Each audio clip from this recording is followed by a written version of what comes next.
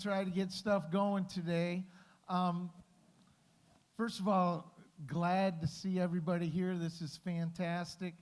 The fact that have so many people interested in doing what's best for our children here at Ayersville School. So I just think this is fantastic. Now we got a lot of stuff from the last time we want to try to cover, and I want to go over some format and stuff. But before we do that, one of the things that was talked about was they didn't know who was talking. So number one, I'm going to introduce myself. My name's Bill Andrus. I'm a former teacher here. I did my 35 years here at Ayersville, then graduated a few years back. Anyway, other people, our superintendent, Don Diglia, is sitting right up here. Our treasurer, Abby Sharp. We have some principals as far as Beth Hench, Kurt Jones, Jeremy Kuhlman. We have some board members, Dave Kern, my better half, Shar Andrus. She's a saint, I want to tell you that right up front. Dan Frederick, Lane Lambert, is that it? Shelly Martinez, sorry, I'm right here, okay? And then I also have, I'm one of the co-chairmen for this committee, try to pass a levy. People helping me out, Julie Fredericks right here, longtime Ayersvilleite, and Steve Flory in the back. Steve? Okay. So anyway, we're trying to get together to do some work on this, and I think the best thing we can do is try to educate all of us on how Ayersville is run. Now, how things are going to work tonight, number one, Mr. Diglia has got a presentation, and I'm hoping a lot of the questions that are going to be asked tonight will be answered through his presentation to begin with himself and Ms. Sharp, what goes there. Okay, so they have a little bit of a slideshow and a presentation first. After that, while you're going around, raise your hand. What we'd like to do is have people write down questions. Julie, myself, or Steve Flory will have note cards, and we just to speed up the process, so unlike the last meeting down at the Commons, things will go a little bit quicker. If we just ask the questions instead of moving the mic all over the auditorium. Okay, so that's my hope, is that we can speed things up by doing that a little bit. All right? One thing I'd like you guys to know is we are videotaping this, so the presentation, the questions and answers can go on the website after that. So if there's any people who have any questions, you can go to the website afterwards, or tell people that have questions that they can get on the website and see what went on tonight. I think technology is a neat thing. I'm not very good at it, but those people that are, I think that's a very good thing. Let's see. What else am I forgetting before we go? I'm sure there's nothing. So what I'd like to do right away then is hand it over to Mr. Diglia.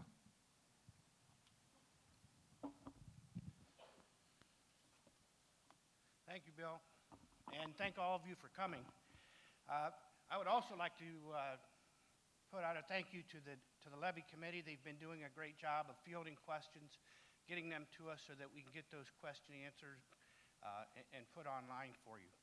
A lot of the slides that we'll be going over today are questions that we received, the ones that we received the most of. I guess I'd like to start out by letting you know that every decision that we've made over the years has been in what we believe is the best interest of our students. I hope that you understand that we have 100 of really important people employed here in the district in all different capacities that really care about kids. So after we go over this, I'm going to ask for your help. I'm going to ask for you to help, for your help in passing a 3/4% 2-year income tax levy. Since it's only a 2-year request, there's a built-in accountability, because in just about 18 months, we'll have to come back and ask you, how did we do? And you'll be able to tell us at the ballot. And one of the things that's a little bit unique about Ohio and the way school is funded, and I'm going to talk quite a bit about school funding in general today, but it doesn't matter where you live in Ohio. It doesn't matter if you have school-aged children. It doesn't matter if your school-aged children attend public school or private school. But you'll be asking your community to support a operating levy for the school district. And I hope to paint a picture for you on why that happens.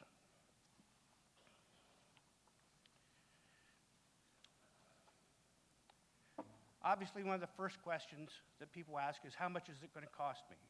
Well, a 3/4% income tax will cost a resident who's earning about $100,000, $2 per day, and then $50,000, about $1 per day. We felt like the income tax would be the most fair method of requesting additional funding for the school. I think it's also important for us to point out what will not be taxed. And Social Security benefits will not be taxed. Disability and survivor benefits will not be taxed. Railroad retirement, welfare benefits, child support, and workers' compensation all will not be taxed through this levy. Obviously, people want to know, how did we get into this position? Well, it's been 12 years since we've asked the community for additional operating expenses. The community did pass a bond issue back in 2015, and that was to build a new school, but there isn't any of that money that can be used for operating expenses. So it's been, as I said, 12 years since we've asked the community about helping us out. While property values in the community have gone up, because of House Bill 920, and I'm going to talk about that in a little bit, the amount that the school receives is the same. We have received many questions on why raises were given and about the loss in revenue, and I'm going to cover that. We knew that tangible personal property was going to be eliminated, but we didn't know the public utilities property tax from General Motors was going to go away. We didn't know that state aid was going to be frozen. We signed our last contract agreement with the teachers and administrators back in September of 2017.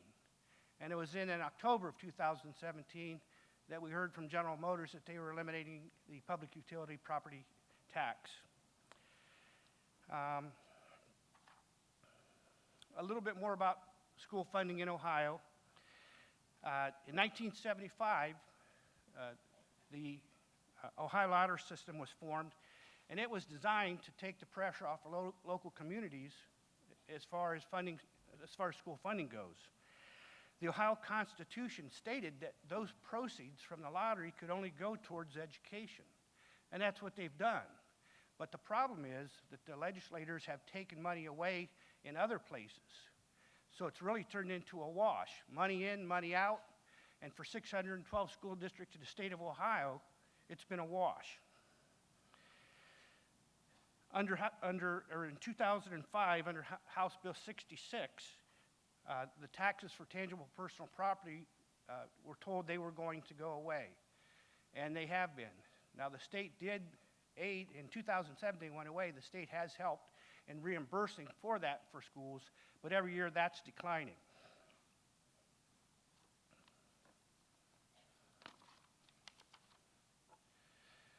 House Bill 920, back in 1976, is where funding took another hit. House Bill 920 froze property taxes in the amount that they were assessed for originally. As a result, taxes do not increase as property values increase, unlike other government agencies where it does. For example, if you own a $100,000 home and you pay 2% to your local and county governments and an additional 2% to your public schools, let's say, for instance, that your house increases in value to $120,000. Well, the money that goes to the city and county government automatically raises to $2,400. The original $2,000, however, that goes to public schools stays at $2,000. And the county auditor just adjusts your effective tax rate from 2% to 1.7%. This law is one of the major reasons why school districts are forced to put levies on the ballot periodically. There is no built-in inflation factor for running school districts, yet inflation raises the cost of utilities, the cost of supplies, and the cost of labor.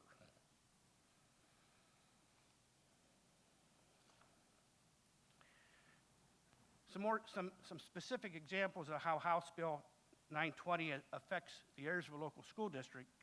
You can see up here, for example, in 1976, there was a current operating expense levy that was passed at 13.6 mils. It's now collecting at 5.66. And you can see that the district, over that time period, from 1976 to today, has had to go back to the voters 5 different times to ask for increases in operating expenses. And as I said, it's been a pretty long time, 12 years, since we have went back for operating expenses. Last year, we received $2,373,000 in property taxes, about $950,000 in income taxes, and that covers about 1/3 of our operating expenses. To show you some additional effects of 920, you can see that our permanent improvement levy, natatorium levy, the bond issue, all were affected by 920. As property values increased, the amount the school received is the same, but our operating expenses, like everywhere else, increase.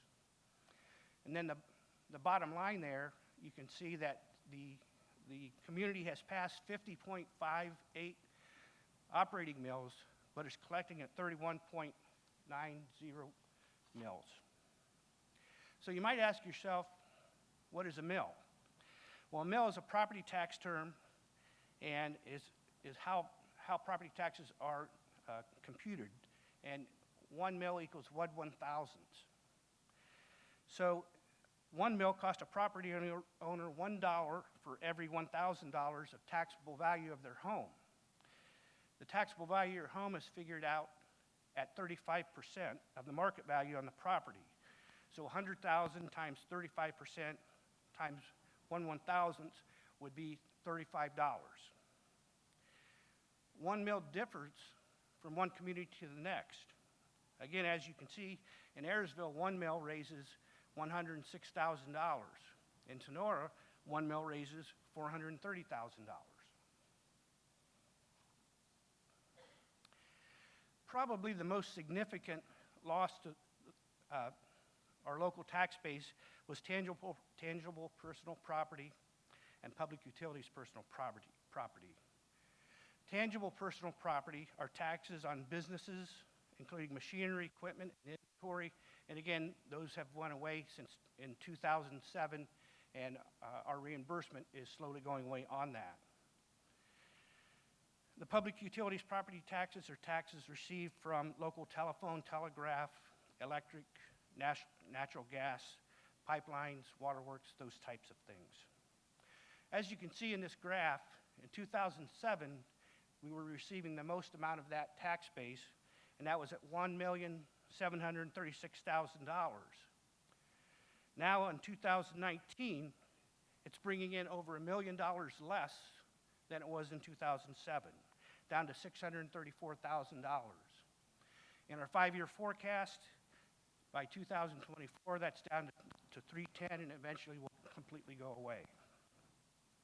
The overall effect of this tax restructuring has affected school districts by reducing the tangible property tax, created a small tax base, and reduce general revenue from the state of Ohio.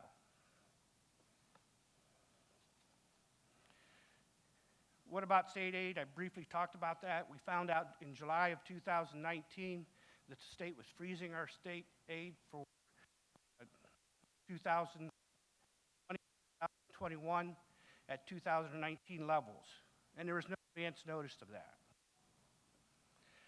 Another major part of history as far as school funding is about DeRolf versus the state of Ohio. In 1991, the Coalition of Equity and Adequacy of School Funding sued the state of Ohio on behalf of 500 school districts and won. And they proved that the system that Ohio was using was inadequate. This became known as DeRolf versus the state of Ohio. The case won and proved that the state was failing to provide an efficient educational system, and also that there was an over-reliance on property taxes. In 1994, the Ohio legislature appealed and overturned the 1991 decision. School districts then filed an appeal with the Ohio Supreme Court, and the Supreme Court in Ohio ruled that Ohio's current method of school funding violated the Constitution. The justices ordered the state to enact a constitutional school funding system. In 1997, the Ohio Supreme Court declared Ohio's system of funding public education based on property tax as unconstitutional. The legislature, instead of overhauling the entire system, simply authorized more funds to some school districts. The Ohio Supreme Court in 2000, 2001, and 2002, for a total of 4 times, ruled against the school funding system in Ohio. But eventually, the Supreme Court said that the government had made a good faith effort to change and overturn their previous 4 decisions. As a result, the system has not yet been overhauled, and there continues to be an over-reliance on property taxes.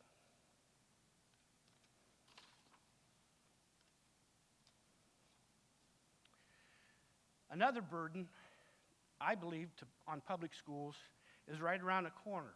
Starting February 1st, Ohio's Ed Choice voucher system is designated basically to begin, as I said, on February 1st. And originally it was designed as a way for students in poor or failing performing schools to take a voucher and go to a better school. However, the program has been expanded to include students from public schools that are doing a great job. As a matter of fact, almost half, 47.4%, of the buildings on a current list received an overall grade of A, B, or C. Ohio's Ed Choice voucher system, the number of eligible school buildings has ballooned from 255 to 1,227. I was just listening to an interview with Matt Huffman, and that occurred this week on Ed Choice, and his position was that we can't change this now because all these other parents had planned to take their kids to public schools or to private schools, and even some of those kids who have never ever been a part of a public school would receive a voucher, and those vouchers are going to be paid for by local taxes. The Ayersville Board of Education, in its last public meeting, did pass a resolution opposed to Ed Choice, and we sent that on to the state legislators. A small glimmer of hope in the future is House Bill 305, the Fair Funding Formula. It was introduced by Bob Cupp and John Patterson. It currently has 66 co-sponsors, including Craig Riedel. The bill creates a comprehensive school funding plan for primary and secondary education. It's bipartisan. It has a lot of backing to it. It basically will establish a base cost amount on what it costs to educate a child, And then you can add things or resources depending on specific needs, such as special education, students coming from poverty background, transportation, and those types of things. A major problem with House Bill 305, we do think it will pass, and it will pass soon, but it's going to take 6 years to implement.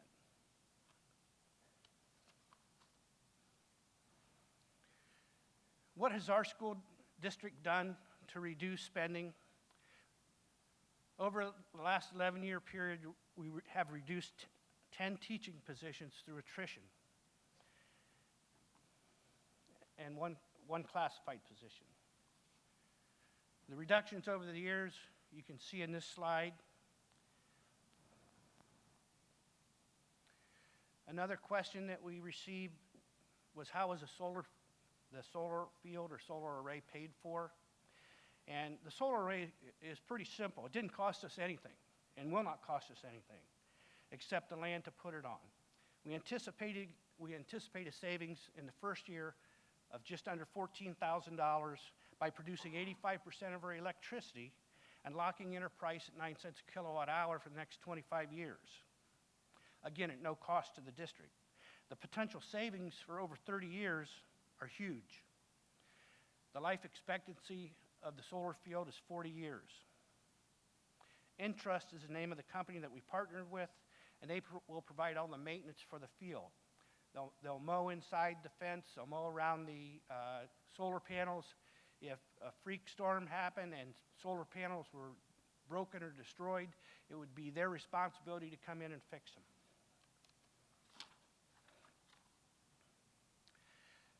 Another question we get quite often is, how is the auditorium paid for? And we basically, the renovations to the auditorium and some other capital improvements are being paid for through a 15-year lease agreement with energy optimizers. By making significant energy conservation measures to the building, including all new LED lighting, both inside and outside the building, solar thermal pool heater, new building management systems, we anticipate gas, electric, and maintenance savings to be just under $32,000 a year. An annual capital requirement on our part for all the improvements is $35,000. After 4 years, we anticipate having the energy conservation measures pay 100% of the capital improvements for the remainder of the lease. In other words, the savings from the energy conservation measures will pay for the capital improvements. We're anticipating a total cost or total savings over 10 years to be over $132,000.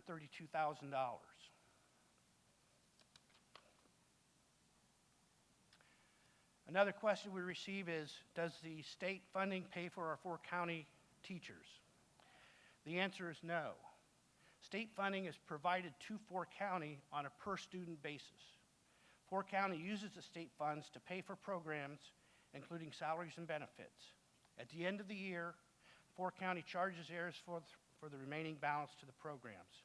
It's a good program because 4 county receives more money per student than we would if we ran the program through the Board of Education. Another big question is, what cuts or reductions are we making even if the levy passes? Well, we've already begun limiting professional development activities. We're limiting educational supplies purchases.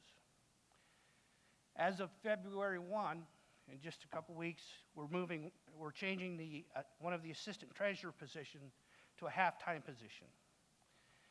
In March of this year, we're reducing one of the maintenance staff positions. In April of this year, we're reducing one administrative position. For next school year, we will be reducing one kindergarten position, and in the following school year, we will be reducing 2 additional teaching positions. Our preschool will be reduced to 1 section. We are also planning on eliminating a bus purchase that was planned for 2022 school year. We're currently scheduled to begin negotiations with the administration and the Ayersville Education Association tomorrow.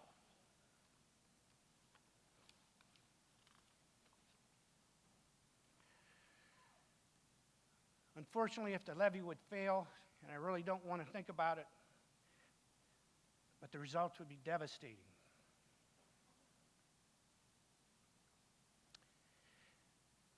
In addition to the $400,000 worth of cuts that we're already planning, we have to cut another $600,000.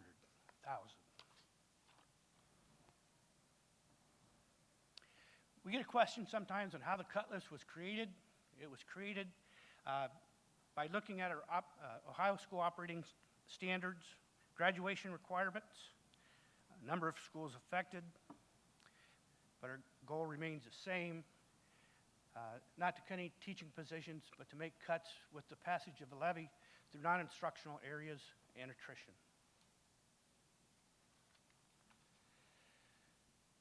Per pupil expenses, again, another question we get a lot of questions about.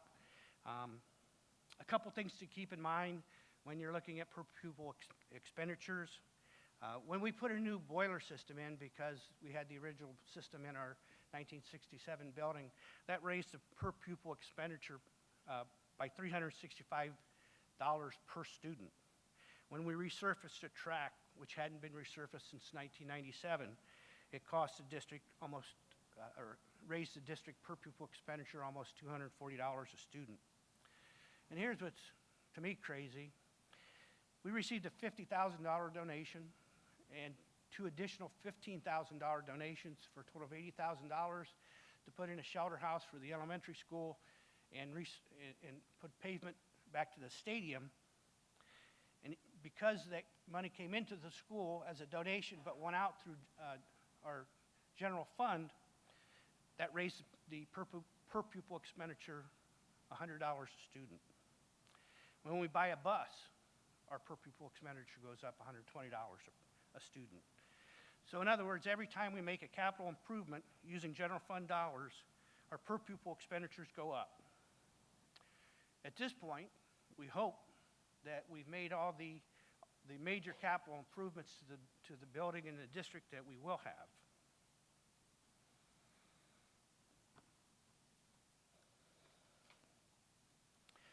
We get a question about special education, and again, these are just numbers, kind of FYI. We have 82 students currently on IEPs that are district residents. 43 of them are served inside our district, 29 are served outside the district, and we have 10 in our preschool unit. 7 of those 10 are services are provided through our preschool unit. 3 of them are provided through itinerant services. Special education, again, a cost that we don't have any control over, have gone up over $300,000 since 2015. Before I talk about this open enrollment slide, Mrs. Sharp has hopefully a lighter or more fun activity for us to kind of get a better understanding of open enrollment and how it affects the district.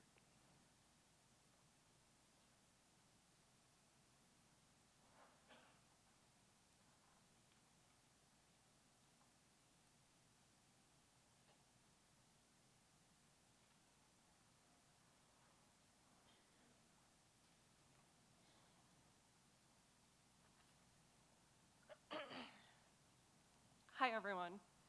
There seems to be a lot of misconceptions and questions regarding open enrollment, so I've come up with an interactive presentation that I hope will help. Please humor me and play along, if you will. My goal is for you to have fun while learning how open enrollment is beneficial for our district. So the first thing I'm going to need you to do is those of you that have smartphones, if you could get those out and open your internet browser and go to www.kahoot.it.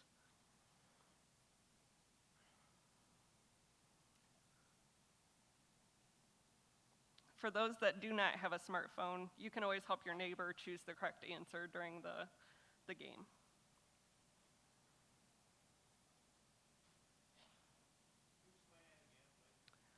Yes, if you have a smartphone, okay, then you can help your neighbor if you would like. Somebody sitting beside you. Okay, then you can sit and watch the presentation. You're welcome. Okay, for anyone who does have a smartphone, if you would like to, once you get to www.kahoot.it, what you would do is you need to put in the PIN number that is showing up on the screen, and that will get you to our game.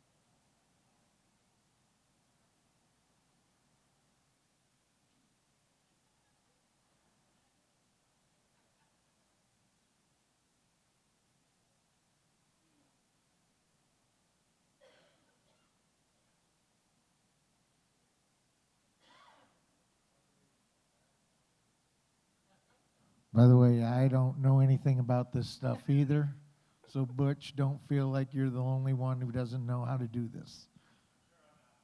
I have a flip phone in my truck.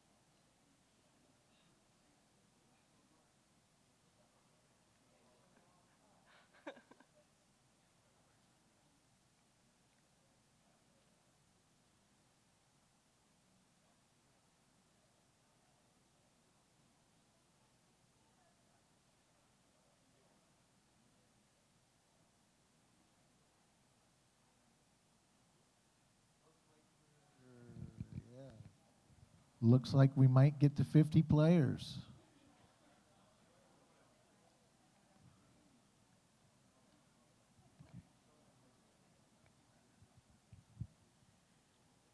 If anyone wants to identify themselves, I'd like to meet Rockstar Camel. Just kidding.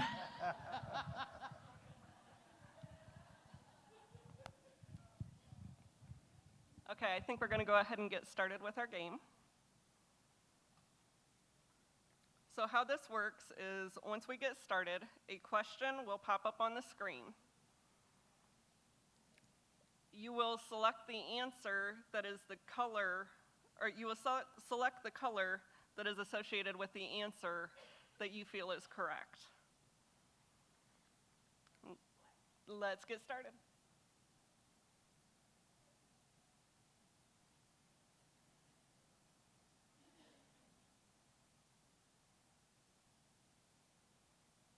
All right, question 1. How are you affiliated with the district? Are you a district resident, open enrolled parent, employee of the district, or employee of the district that happens to be an open enrolled parent as well?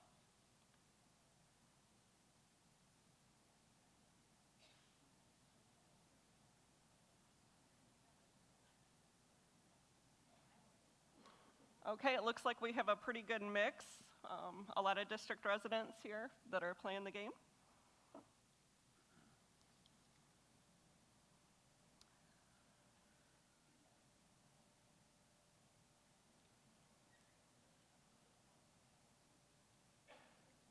Looks like aquatic turtle is in the lead.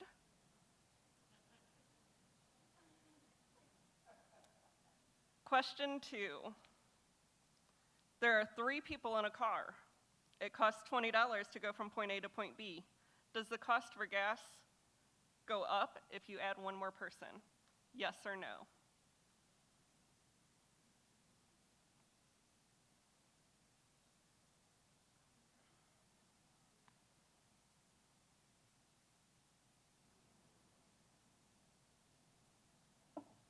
Okay, it looks like we have 42 people who said, no, it does not. That would be correct. It takes the same amount of gas to go from point A to point B.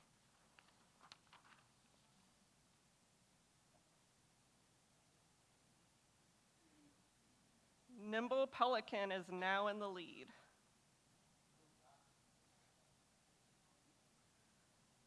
Question 3.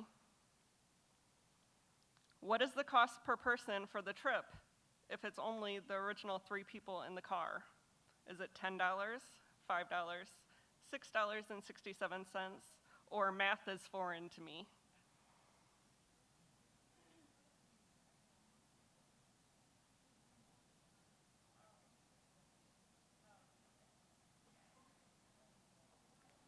The correct answer is $6.67.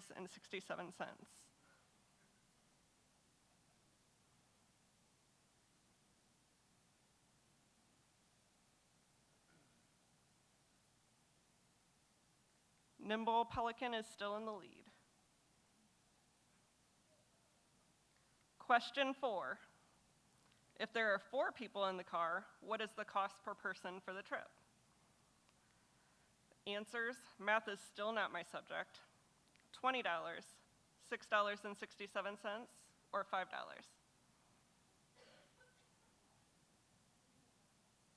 And the correct answer would be $20 divided by 4 would be $5. So as you can see, while the cost of the trip did not increase by adding that 4th person, the cost per person decreased.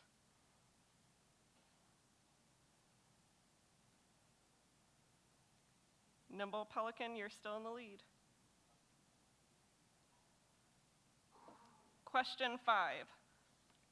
Who is the best district in Defiance County? Is it Defiance, Ayersville, Fairview, or Tenora?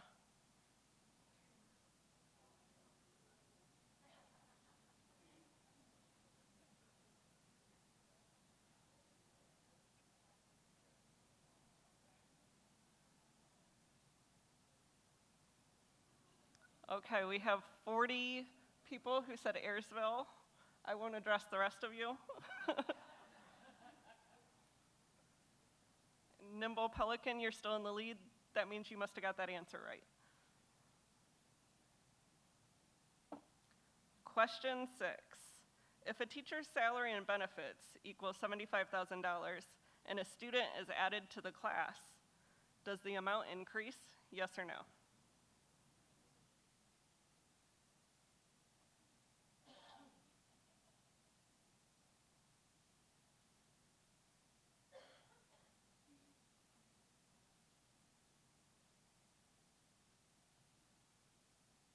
Okay, we got 45 that said no, and that would be correct. The teacher's salaries and benefits are not based on the number of students that are in the class.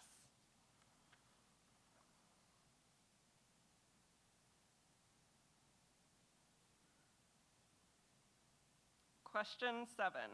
By adding a student, will the utility cost go up to heat or cool that classroom? Yes or no?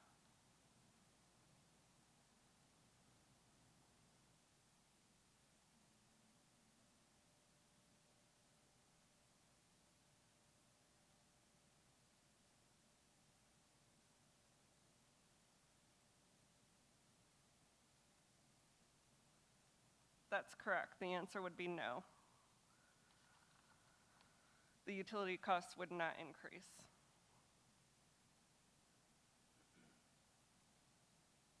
Question 8.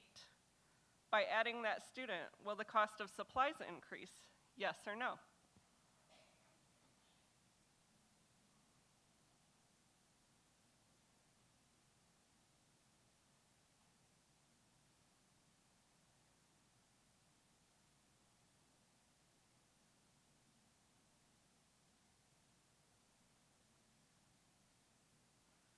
We got 35 yes and 12 no. In fact, the amount would increase for supplies. The teacher would have to print more handouts and provide textbooks, and there would be technology for that for that student.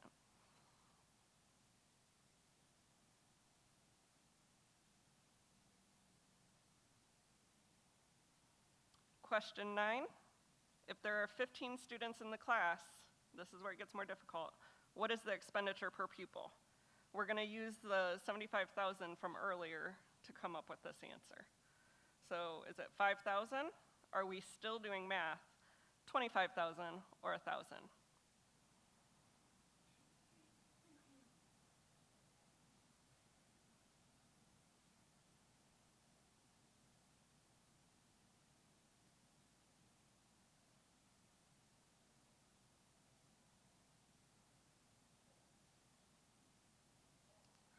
I'm a little surprised we only have one person that wonders if we're still doing math.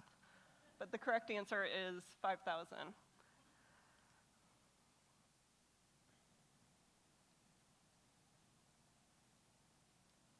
Nimble Pelican, you're in the lead, but Smooth Penguin is sneaking up on you. Question 10. If there are 20 students in that same class, what is the expenditure per pupil? 10,000, $3,750, 1,000. Do you expect me to do this in my head?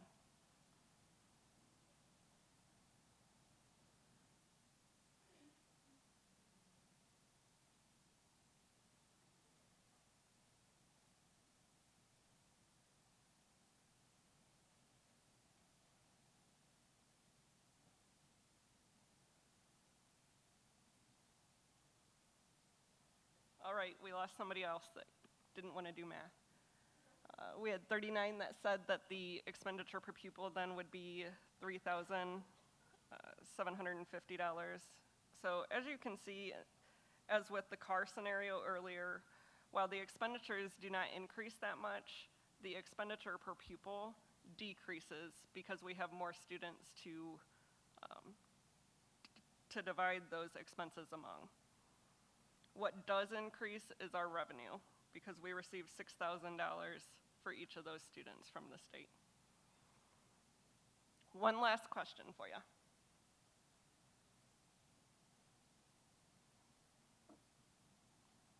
Question 11, do you feel you have a better understanding of how open enrollment benefits the district now? Yes or no? And just so you know, there is no correct answer here. I'm hoping that some of you got something out of this and understand better how open enrollment affects our district.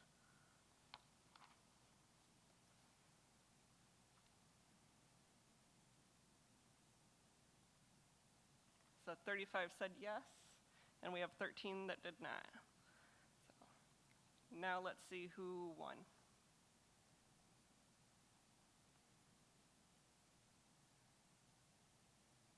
Third placed, Fast Urchin.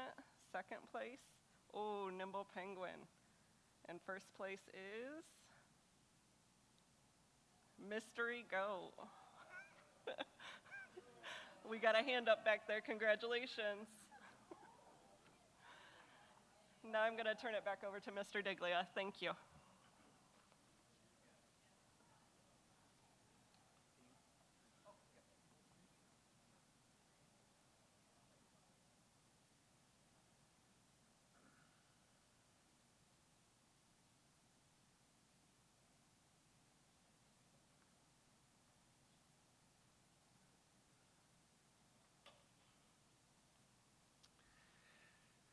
Thank you. To build on that a little bit, because open enrollment does seem like a topic of concern, it's really very critical for our district. If we would eliminate open enrollment, right off the bat, we'd have to eliminate 12 teaching positions. It would drastically affect the opportunities that we can provide our kids, our students. As you can see, the number of open enrolled students, for example, in our AP courses is pretty high. Many of the sports activities, if we, for example, if you look at, take football, for example, I think we had about 35 students out for football this year. If we would lose 27% of them, we probably wouldn't be able to field a team. And I ask that you also keep in mind that we already have 75 students who are leaving the district through open enrollment to attend other schools. That's $450,000 that comes out of our general fund and goes to those districts. We have just over 500 resident students attending school. If we weren't able to provide the opportunities that we're able to provide now, I believe that we would lose more students. By reducing or eliminating open enrollment, we reduce opportunities for students. Professional development is a topic. We spend about $46,000 a year on professional development. We're reducing that by 20 to 25%, or 25,000. Ron Clark is an issue that comes up occasionally. Over a 3-year period, we spent about $8,500 a year for Ron Clark. I'll go into that initiative a little bit later. But it was basically designed to enhance the positive culture that we have here and provide instructional growth within our staff. It provided an opportunity for our staff to visit other schools that had those instructional strategies embedded in them. While visiting Mashbourne Elementary, we were first exposed to the 7 mindsets. They had adopted this curriculum to strengthen their mission of educating the whole child. We really feel that it's important and a vital piece of our students' educational journey. 1 year later, we adopted the 7 mindsets as our social emotional learning curriculum. A little bit more about social emotional learning. The State Board of Education formally adopted social emotional learning standards in June of 2019. These standards are meant to be integrated into the regular curriculum and regular daily activities. Research demonstrates that students who receive support for social emotional learning do better in schools academically, socially, and behaviorally. The cost of the program goes to an online lesson portal that makes it easy for our teachers to follow a lesson plan and cuts back considerably on planning time. Teachers in grade K-8 spend about 30 minutes a week teaching a mindset lesson, and then most of our teachers also embed those concepts into their regular lessons. Finally, I'd like you to know, as I stated in the beginning, that we've tried to make all of our decisions based on what's in the best interest of our students. We have tried to create an atmosphere that focuses on educating the whole child and to address the needs of as many students as we can. We have tried to be proactive in the areas of student health and student safety. We have tried to keep teacher class size low because that's been a tradition here at Ayersville. I remember 5 years ago when we had a 5th grade teacher during the year take another position in another district. At that point, we had some really low classes of 13, 15, and 17, and we decided to combine those classes instead of hiring another teacher and just have a class of 22 and 23. And I think for 2 months, we had community members coming in to the board meeting concerned about class sizes. Advances in technology and the rise of social media has changed our students' needs. They have contributed to the different ways young people interact and learn and receive information. Top social issues today facing our children include bullying, gun violence, mental health issues, and drugs and alcohol. Our young people experience emotional problems such as anxiety and depression at a rate that has increased by 70% over the last 20 years. The deaths of young people due to the opioid crisis across the nation, and especially in Ohio, are at epidemic proportions. The death of young people from suicide continues to escalate and occur at younger and younger ages. Just from 2007 to 2015, research shows that the rate of suicide for boys went up 30%. The rate for girls doubled. The rate for suicide for girls in 2015 was at a 40-year high. The governor of the state of Ohio has made a decision to prioritize funding for mental health issues over general education funding because of what we just talked about. He's providing $675,000 for schools to deal with mental health issues. These monies can only be used in 11 very specific mental health areas. Ayersville is receiving about $51,000 this year, about $75,000 next year, and we are choosing to put that money towards our school nurse and SRO. We consider school safety and mental health a priority. We're asking for your continued support and understanding. And that concludes my slide presentation. So we'll take questions. Got some right here. First of all, what we're going to ask you to do, and if they haven't got, is Julie and Steve have some cards. Just to kind of speed things up, I'm going to try to read these questions that I've already gotten. If you have your hand up, Steve will come down. Yeah, I'll take some of your stuff, and I will ask your questions, all right? Hopefully he did a pretty good job answering some of the things that went on. Okay, here's the first one, Mr. Diglia. How many aides do we have, and why will they not be the first to be cut? We have 6 aides. 3 of them are simply part-time and they're recess aides. We have 1 aide that is a full-time aide that's a one-on-one aide to a student, and that's required by their IEP. We have a library aide, and then 1 aide that does multiple duties. So basically 4.5 aides.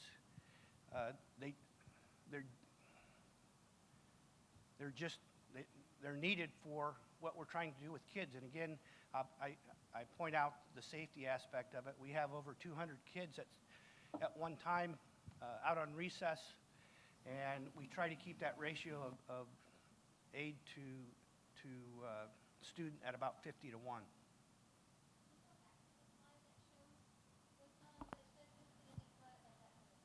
Who's going to be cut? Slide.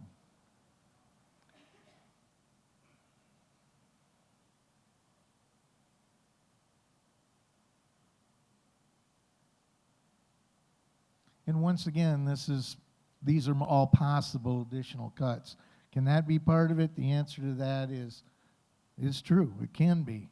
Okay, another question. How do we compare with taxes, both income and property, to similar districts? Could you repeat the question? Okay, they're wanting to know how do we compare to similar districts with our income and property taxes, say to Tenora, places like that. Well, I think I stated the example of, it's all based on the property evaluation of each district. The example I used was Tenora with 1 mill raises $430,000, where we raise $100,000. And it's just tied to the property valuation. And Tenora has a lot more houses than we do. Yeah. Okay, here's another one. How does getting $1.6 million from the state for open enrollment justify the $1.9 million that the district needs to put to educate these children? So again, what I tried to point out when you're looking at per pupil cost, it really isn't associated strictly with educating that student in a classroom. It's tied to capital improvements. A bus raises per pupil expenditure $120 per student. The boiler system raised per pupil expenditures by over $360,000. So it's not really, it's difficult to use per pupil expenditure and what open enrollment or a traditional student brings in as far as state aid.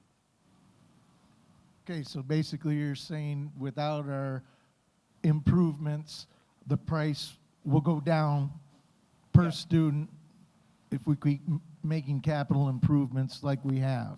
Yes, that's correct. And I will verify, like, the track did need replaced, and I realize some people don't think kids need athletics and that, but anyway.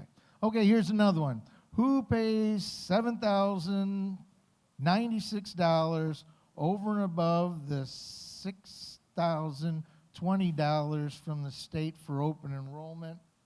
How did you get 21,800 if no open enrollment over and above 13,000?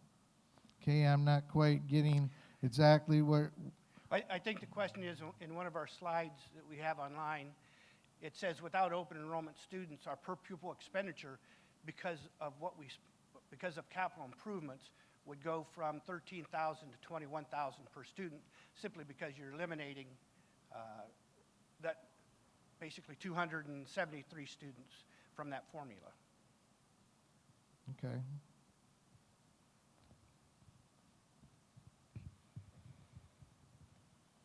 Another one right here. What is the median teacher-student ratio? What do we Median, have? What is our teacher-student ratio right now? In our classes, it varies. You know, we try to keep our student-to-teacher ratio lower in the lower grades, and it gets bigger in the upper grades. Right now, we try to keep kindergarten, first grade, or kindergarten right around 18 students. If you've ever been around 18 fifth graders or 5-year-olds and try to keep them in an organized fashion, it's pretty tough. They're a pretty needy group. You know, we can raise class sizes, but it also has a negative effect on what our teachers can do with kids. In grades 1 through 3, we try to keep between 18 to 20. As we go from 4 to 4, 5, 6, we're trying to keep it around 18 to 22. And then when you get into high school, it's more 20 to 26.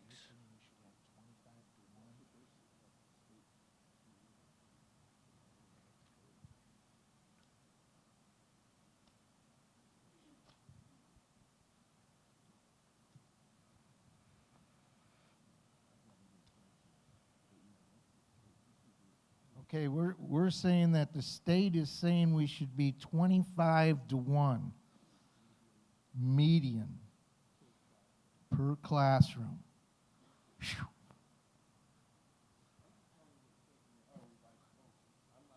$25 to 1. And I understand what you're saying. I would.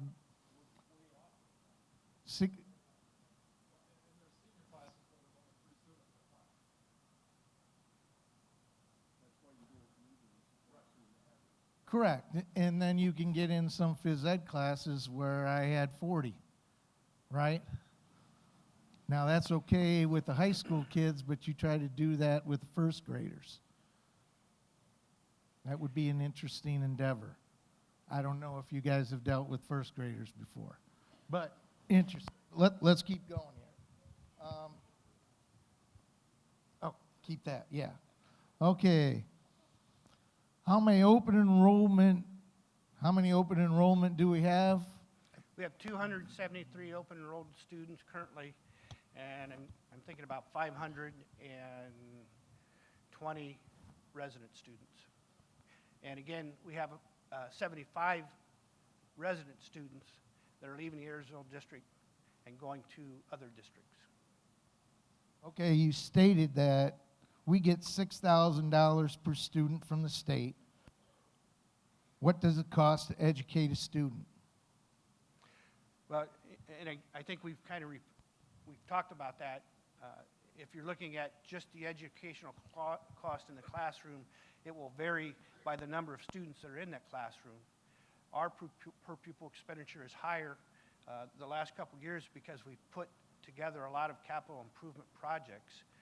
And that, while we feel that enhances the educational atmosphere in the building, it's really about the teacher and the student as far as effectiveness. Okay, so they're also saying that how does open enrollment student taxes go to their district? I'm sorry. Okay, they want to know say our kids leave, they're wanting to know, how does the taxes come from our budget to say a kid goes to Defiance? How does that work? Or how do we get the money from Defiance for the kids that come out here? It comes through, through our state aid or our foundation.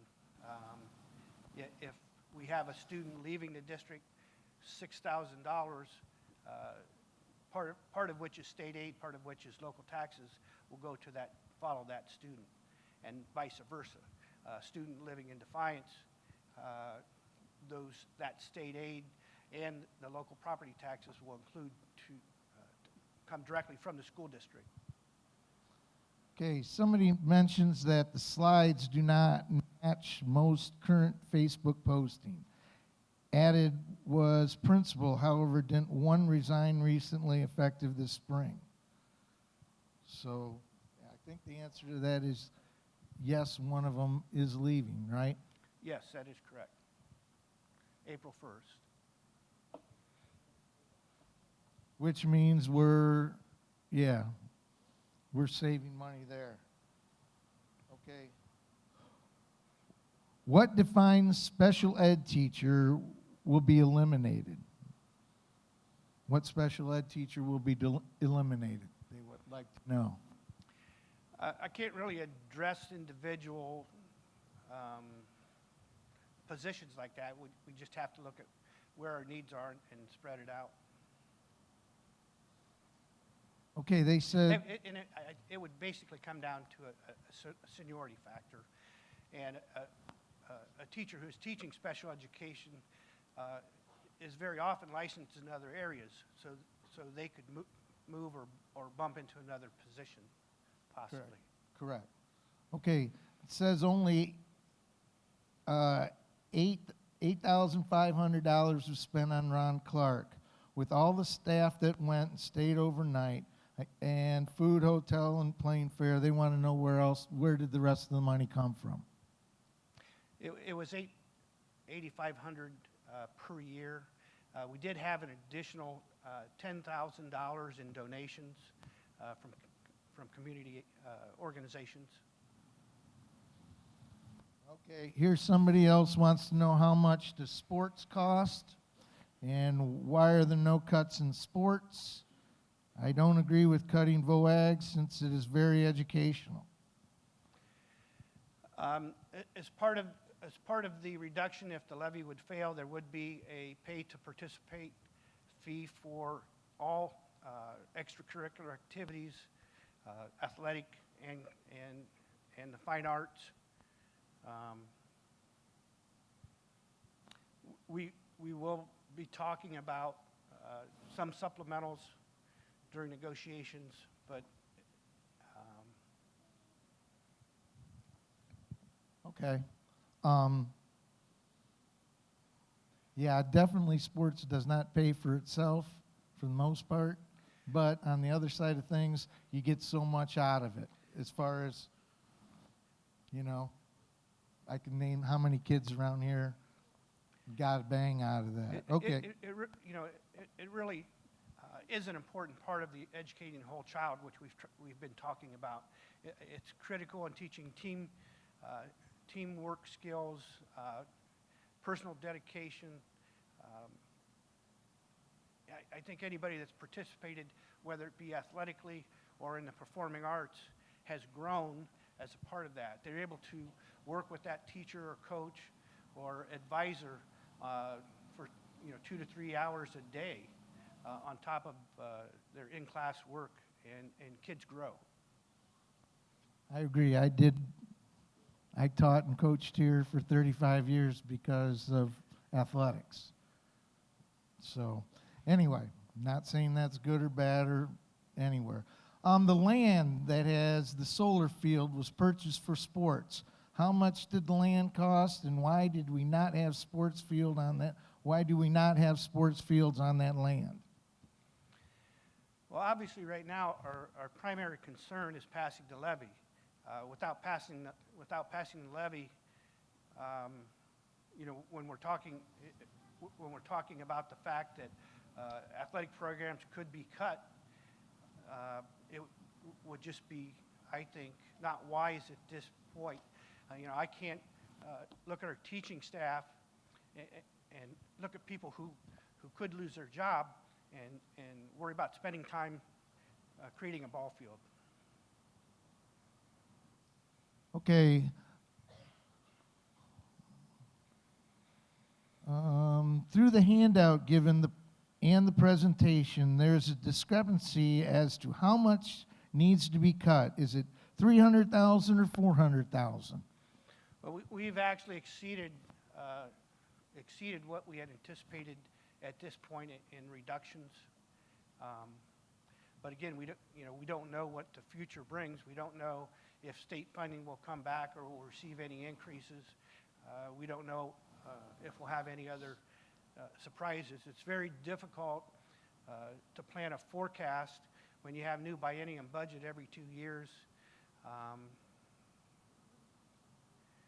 We're just, as I said also in the beginning, we're looking at a 2-year request, and that will have to come back, and we'll have to prove to you, the community, that we've been very efficient with the dollars that you've given us. We have been able to make reductions and balance our budget. Okay. If Fort County pays for expenses for FOAG and consumer science, why are we paying additional funds and budgets?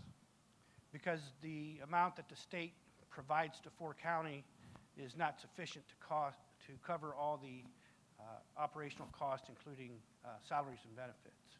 It's just the reason we go through Fort County is because they receive a little bit more money per student than we do. Okay, who is taking over the duties of the principal's position? Well, they're going to be spread out to all the other administrators. The main principal duties will be to the elementary and high school principal. Our director of instructional services will take on additional assistance in teacher evaluation, and I will help out in any way that I can. Okay, and they want to know, will they be getting raises for the additional workload? No. Sucks to be them, huh? It's going to be tough for everybody. Yeah. Okay. Why would we cut the resource officer when it's paid for with a grant?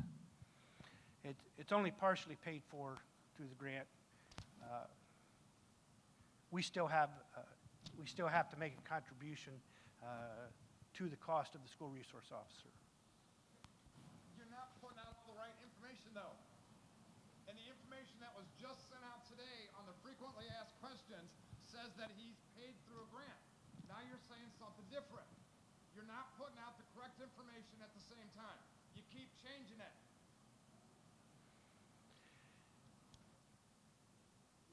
You're correct. If it says that it's completely paid for by a grant, then that's not right.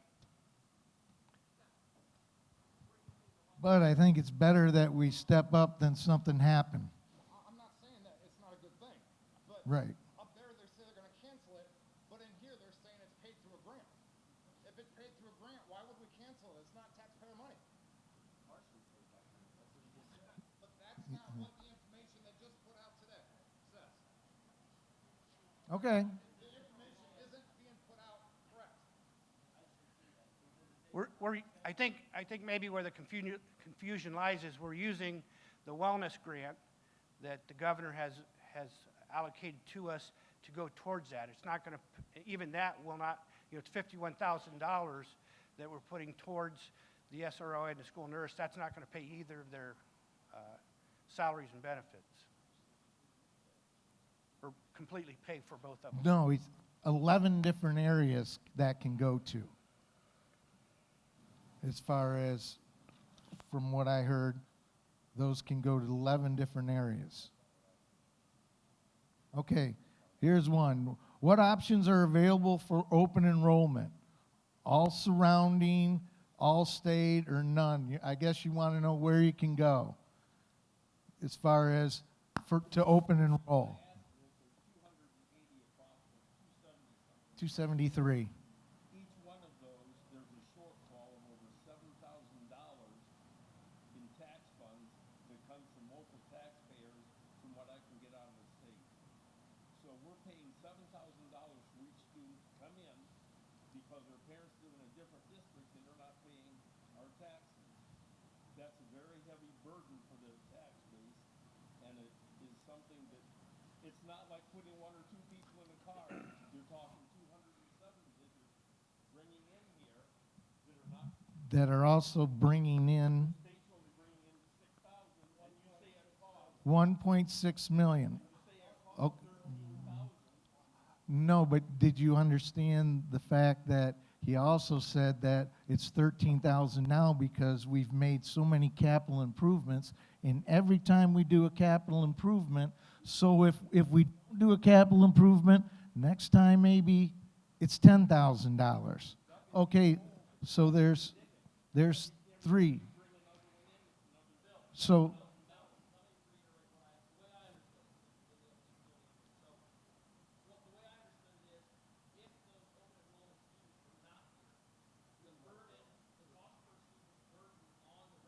Would be here. But the fact that we have outside students coming in lowers that cost. So the moment it doesn't meet what it costs. Yes, but what you have to have extra buses, extra classrooms, extra administrators, extra heat, extra water, extra sewer. There are many. You bring 280 people in, that's a lot of people. There are. with 1.6 million. Right, but to put 1.9 million with that to make up the $7,096 to bring it to your $13,000 average. But it's a sliding scale, Yeah. so the more that we have come in, it does offset the rental cost. The average cost of the student would then go up. Look at actual dollars when you have expenses and income. If you're a farmer and you put your crops in and you put your fertilizer on, you don't keep adding fertilizer because you think you're going to get more return. You know that there's a certain point where there is no return and you stop putting fertilizer on, or you go broke. Go ahead. My only thing right here is if we lose that 1.6 million, you're losing 12 teachers. But let me just add. And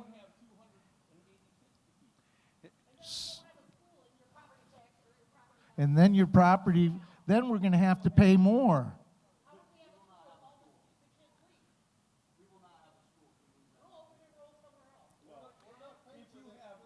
You're, The state has verified to me that Here. taxpayers here are making up the $7,000 deficit. Well, I would quit at some point when there's no return on the investment. It's time to stop investing. Right, and there are we have a class size limit, and we do not accept every student that applies for open enrollment. We take a look. To accept everybody. no, you do not. They told me today at the State Board of Education, You do not have to. You can put class size limits.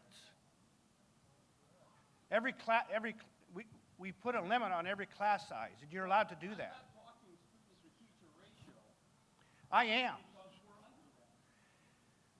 Our student to teacher ratio is under 25, which is in the Ohio Revised Code. 25 is not the right number. It's in the Ohio Revised Code. It's printed. It's printed. They passed it in the Senate. That's just an average. You're going to have some classes like band are going to have 50 or 60 people in it. Choir's going to have 30 or 40 people in it. You know, we're going to have elementary class sizes that are smaller because those children are more needy, and as they get older, those class sizes increase. It's just an average. All right, we can move on. Let's talk after that. Okay? Will a principal be hired if the levy passes? I'm sorry? Will a principal be hired if the levy passes? No, we will not add new staff. For the number of teachers, for the enrollment, we are totally reimbursed for their expenses, or do we subsidize the cost for the number of teachers required for open enrollment? Are we totally reimbursed for their expense, or do we subsidize the cost?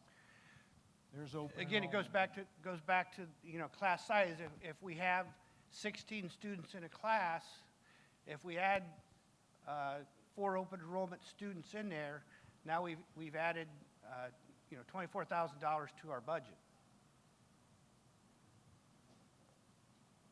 Okay. The Goose's position is very important. How is his position financed? By the county budget? How do we finance Goose? It's a partnership with the Defiance County Sheriff's Office. They receive part of their DARE grant. I believe Sheriff goes towards the salary and benefits of the SRO, and then we have to, whether it's out of general fund or in this case, we're looking at taking it out of our mental health dollars to pay for our portion of that position.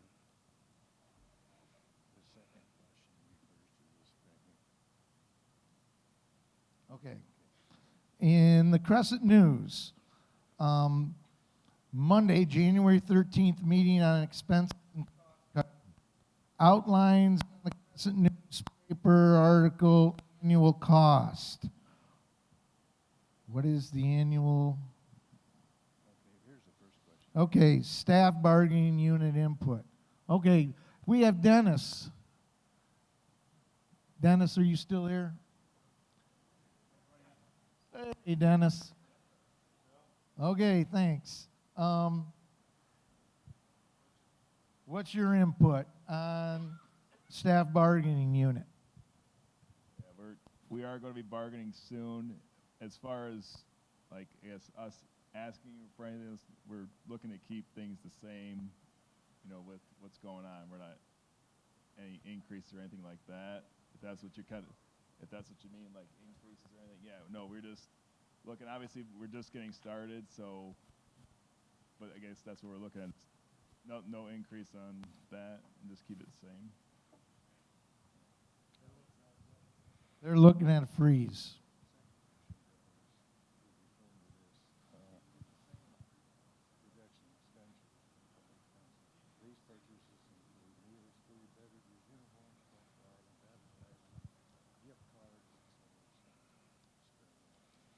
Okay. In addition to the duties of the treasurer and superintendent were approved as was resolution of expenditure of public funds for various purchases. Those purchases can include meals, food, beverages, uniform, promotional items, advertising items, including banquets, greeting cards, speakers, training, flowers, gift cards, seasonal decoration, emergency family assistant, and cost for meetings. What's the annual cost for that? I guess is what he's looking for. Abby?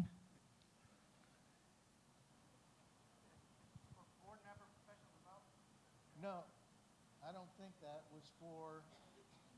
Those are all items that, that the board has said are allowed for a proper public purchase.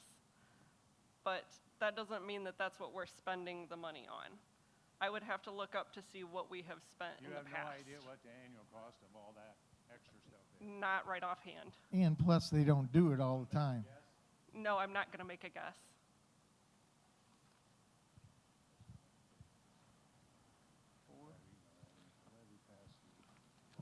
Okay, if the levy passes, both levies expire in 2 years, 1% and 0.75%. What is the plan? Well, obviously, we're hoping that the new biennium budget will bring good news for the district. We're hoping that the House Bill 305 will begin implementation, and that will guide where we go next. When we come back for renewal of that, like I said earlier, in 2 years, we're going to say this is what we've been able to do in those 2 years. We're going to prove to you that what we're doing is effective use of tax dollars. In an ideal situation, if the state gives us money, is it possible we can drop the amount on the levy? It's possible. Yes, that would be ideal. That would be certainly. the ideal situation. If it's necessary, I'm sure they are. Are you going to combine the two levies Yes. if we need it? Okay. Rep. Craig Riedel attended levy support meeting. What did he say about state help? About the state house. See, I have a hard time hearing because the sound's going out that way. Right, I understand. What did he say up at Enzymes? What did Craig Riedel But say? he talked. He you know, basically we talked said, about Ed Choice for a little bit. We talked about House Bill 305 and some of the delays that he saw in that. He said, you know, at least what I took from what he said, he was very positive about it. He's a co-sponsor of 305, but he said, you know, it's going to take time. okay, 0.75% would generate about $678,000 before sending it to a Department of Taxation. How much do we get back? I'd like to think all of it, wouldn't we? We don't? The 600. That would be the amount we get back after the state does whatever they do with it. That's my question. Right. How much does the state take out of it? Abby, how much does the state take?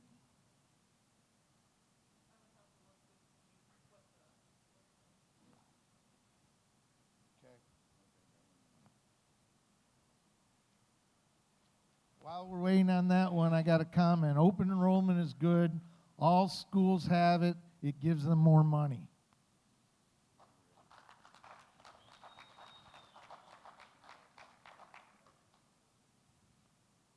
Okay, why is capital improvement coming out of general fund? It's got to come out of somewhere. You have a capital improvement fund. We have a permanent improvement fund, yes, but that only brings in about $100,000 a year. Do you budget that? Yes. Yep. Thank you. I guess you want me to read the ratio of teachers to students in a classroom district-wide shall be at least one full-time equivalent classroom teacher for each 25 students in a regular student population. And that would mean you probably wouldn't want to ever go over that number.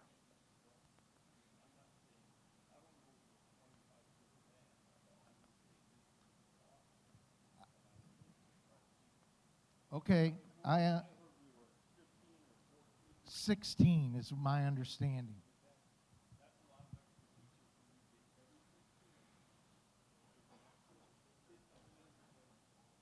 Now as a teacher myself, I'm going to tell you what, when I had a lower percentage, I did a lot more teaching, and it was definitely more effective. I want to know, what kind of school do we want to put out here at Ayersville? I'm not saying I understand that. Do we at Ayersville, and I'm not going in, I just want to know, do we want to be at the bare minimum?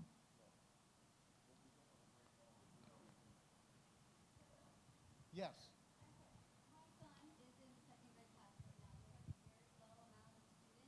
They tried with 2 teachers, and it didn't go very well. So now this year, they are at, I think he's at 15 in his class, and it is so much better on their learning to have a lower amount of kids than have 20, 25 kids in their class. We want to have lower because our kids are going to have better education.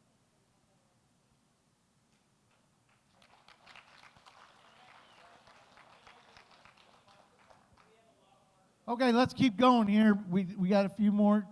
I was just gonna reiterate on, Doug, on your comment about the 25 to 1. Now, a lot of times when you go to the state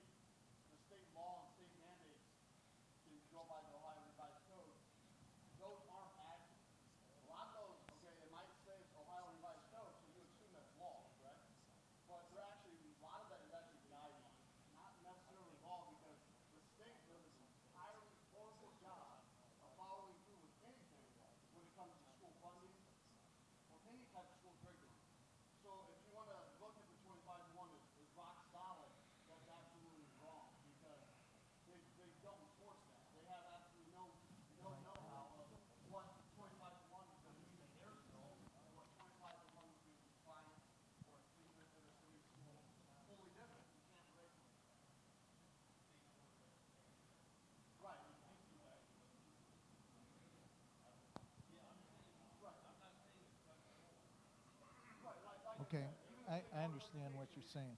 We, we can continue that later. Okay. We got time for we maybe got just two, we two got or a three few more more. questions. Interesting. He mentioned about all our property levies that we're on over the years. Would it be worth our while, or can we drop those, is what I'm saying, and get a new levy that gets us back up to where we were with that millage? Is that something that's...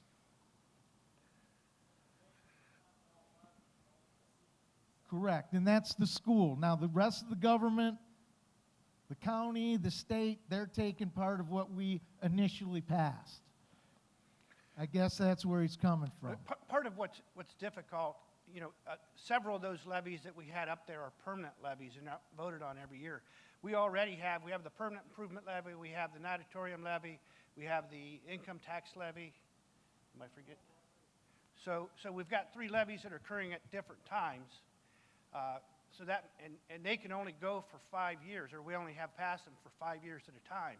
So we're going back and asking the voters to vote on renewing levies 3 out of every 5 years.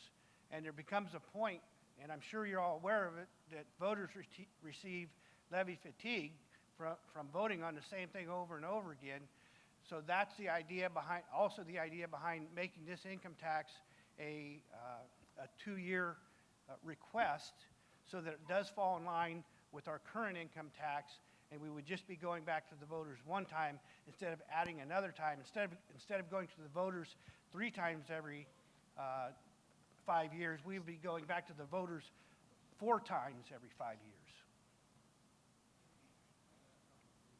Class size, our grandson started down there.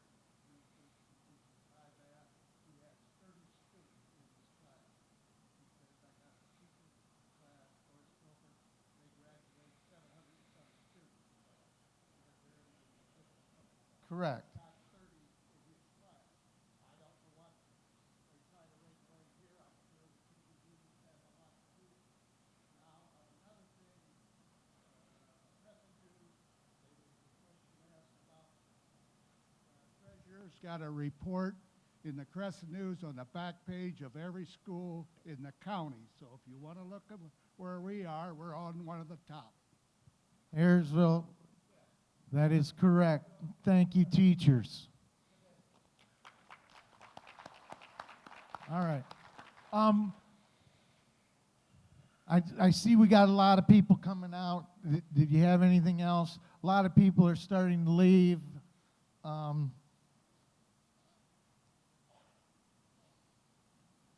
Here you go. So let's try to wrap this up.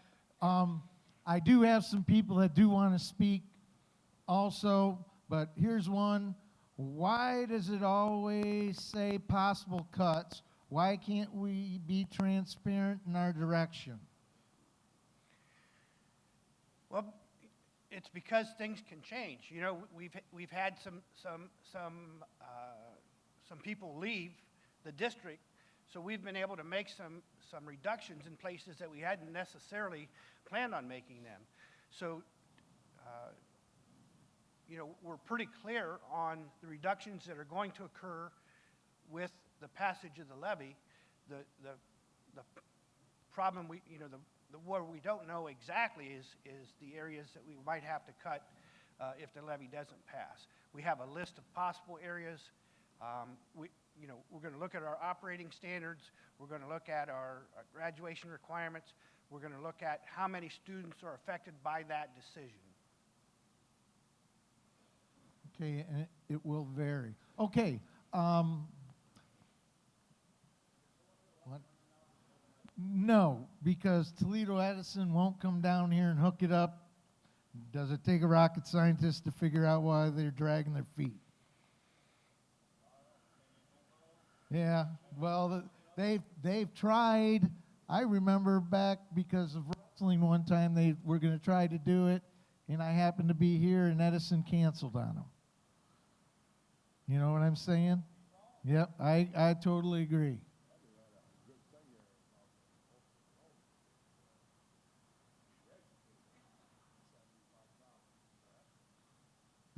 She's just saying 75,000 for a teacher. Okay?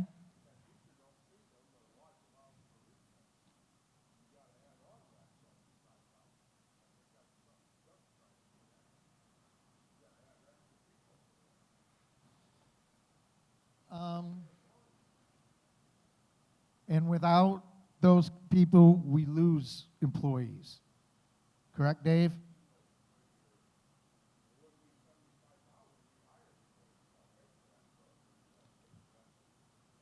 But that teacher's still locked in at that amount of money, Dave.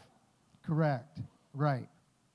So if you get more people in, right, you're bringing more money in. No?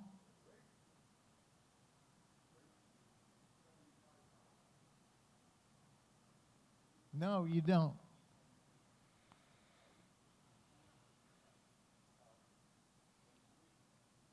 But if you didn't have them, you're not getting that money. And then the cost is the same, correct?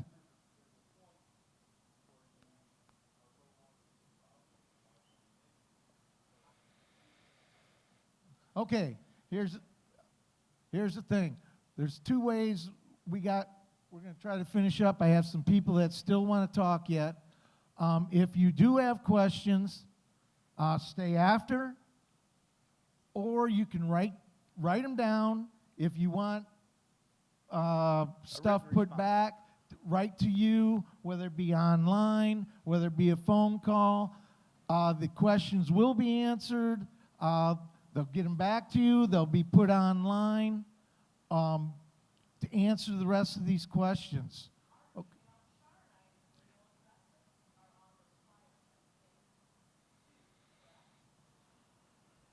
Could be. Okay, I got a few people. Anybody here, anything to say? I know we have a board member here who wants to talk for a second. Please. Just real quickly, as he just said, if anyone would like any current or updated information sent to you, you can, we have a sheet we'll put up here. You can put your email address or cell phone number. And then also our next scheduled board meeting is Monday, February 17th. And they always start at 6 o'clock, but Don and Abby and myself and any other board members who can be here, depending on their work schedule, 5:15. We're going to have open doors. You can come in, ask any more questions, any concerns. So, be real casual, and we'll try to get an answer to you. And if not, we will real quickly thereafter. So, got that? Our next board meeting, we're going to be there 45 minutes early if you want to come in and talk. Thanks. The neatest part about this whole thing is how many people are in here and care about education here at Ayersville. And I think that is the fantastic thing right here. And I was proud to be a part of it, and I am proud of what you guys over here are doing. And that's the neatest thing, because I don't think I want an average education. At least I didn't want it for my kids. I'm hoping that we keep quality education here at Ayersville at a standard above. Mr. Digley, I'll leave it up to you to finish up. Again, I'd like to thank all of you for coming tonight. As Mrs. Anders said, we have other opportunities prior to board meetings. If you want to talk to myself, the treasurer of the board, or my door is always open, and I'll talk to anybody about what you'd like to talk about. Again, thank you for coming. I really appreciate support of the staff that are here tonight. It is a dedicated group, and they do a fantastic job with the children of Ayersville. And I know I wouldn't want to be any other place. Thank you for coming tonight.